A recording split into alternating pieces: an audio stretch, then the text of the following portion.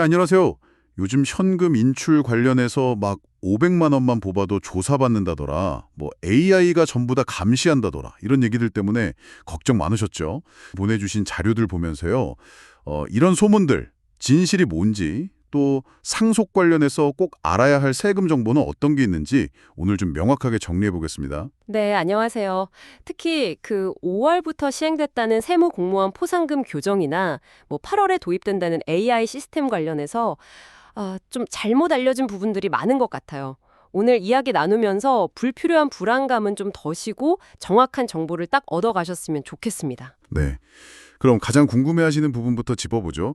진짜 요즘은 500만 원? 그 정도만 인출해도 국세청에서 바로 연락 오고 그러나요? 법이 뭐 크게 바뀐 게 있나요? 그거요. 결론부터 딱 말씀드리면요. 하루 1,000만 원 이상 현금 거래하면 금융회사가 금융정보분석원, FIU라고 하죠. 거기에 자동으로 보고하는 거. 고액 현금 거래 보고, CTR 제도. 이거는 2019년부터 똑같습니다. 그대로 유지되고 있어요. 금액 기준이 500만 원으로 바뀌었다거나 그런 건 전혀 아닙니다. 1,000만 원 기준은 그대로군요. 그럼 금융정보분석원, FIU, 거기로 보고가 된다고요? 네네, 금융정보분석원은 자금 세탁이나 불법행위 관련된 금융거래를 분석하는 정부기관이거든요. 그러니까 1,000만 원 넘는 거래는 자동으로 보고는 되죠. 근데 그게 곧바로 세무조사로 이어진다. 이건 아니에요. 그리고 5월에 새로 생겼다는 세무공무원 포상금 규정 있잖아요.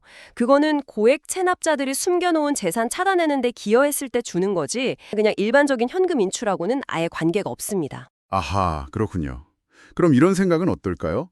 1,000만 원 안 되게, 한 900만 원씩 며칠 걸쳐서 나눠 뽑으면 괜찮겠지 하는 거요. 그게 오히려 더 의심을 살 수가 있어요. 그래요? 네, CTR은 자동 보고지만 은행 직원이 판단하기에 거래 행태가 좀 비정상적이다 싶으면 금액 상관없이 의심 거래 보고 STR이란 걸 할 수 있거든요. 예를 들면 짧은 기간에 여러 번 막 쪼개서 입출금 한다거나 아니면 소득에 비해서 너무 큰 금액을 자꾸 현금으로 쓴다거나 자금 출처가 좀 불분명하다거나 이러면 은행에서 이거 좀 이상한데? 하고 볼 수 있다는 거죠. ATM 거래도 당연히 포함되고요. 중요한 건 특정 금액 그 자체가 아니라 거래의 패턴이랑 자금 출처가 투명한가 이거예요.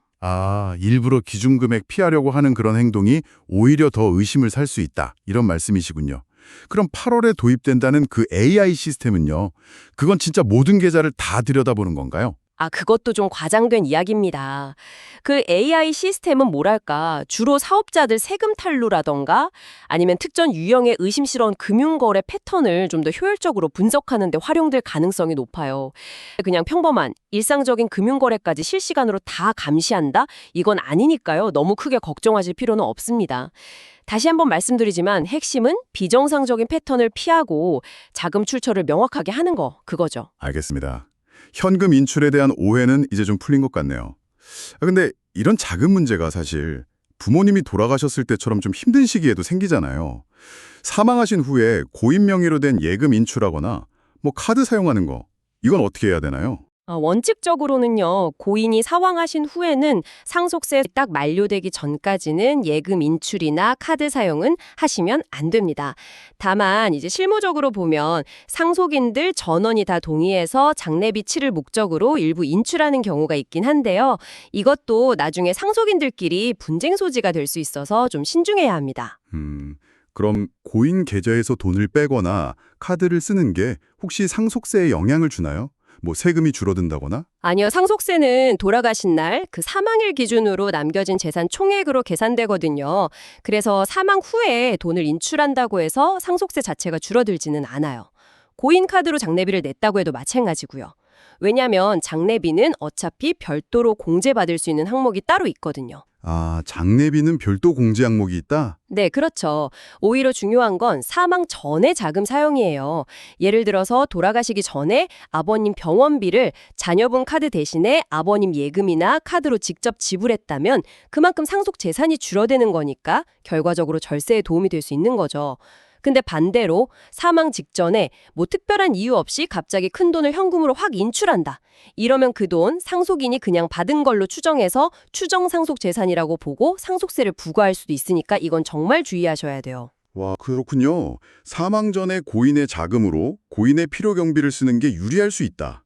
이거 꼭 기억해야겠네요. 그럼 상속세를 줄이려면 또 어떤 항목들을 좀 챙겨야 할까요?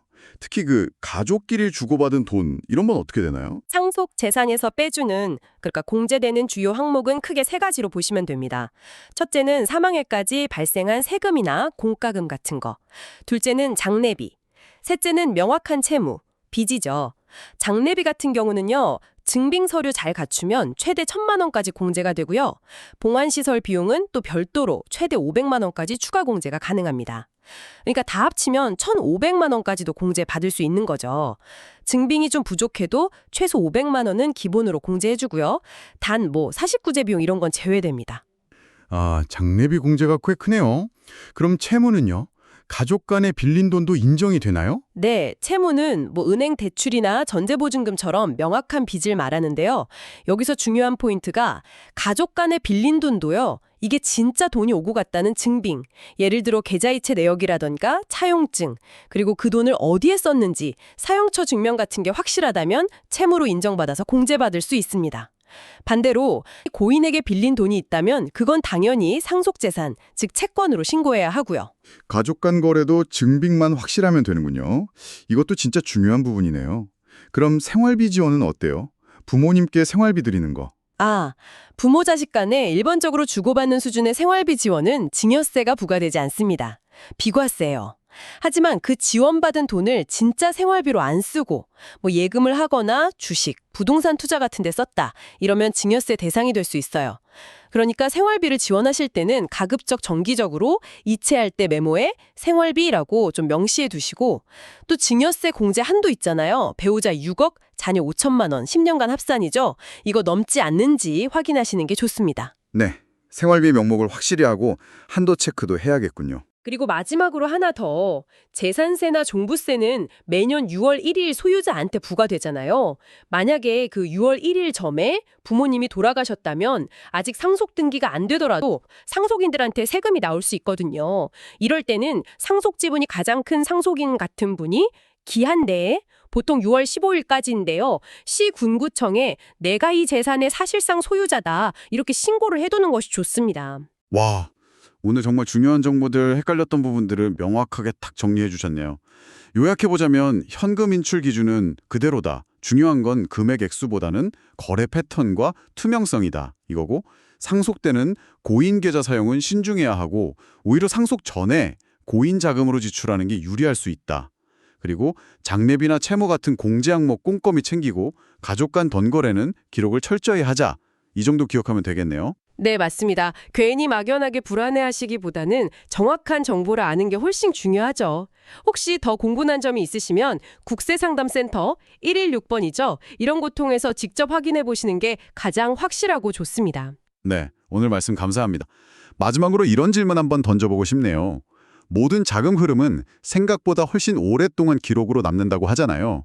오늘 저희가 나눈 이야기처럼 어쩌면 사소해 보인다고 여겼던 가족 간의 금전적인 도움이나 거래 내역을 명확히 남겨두는 것.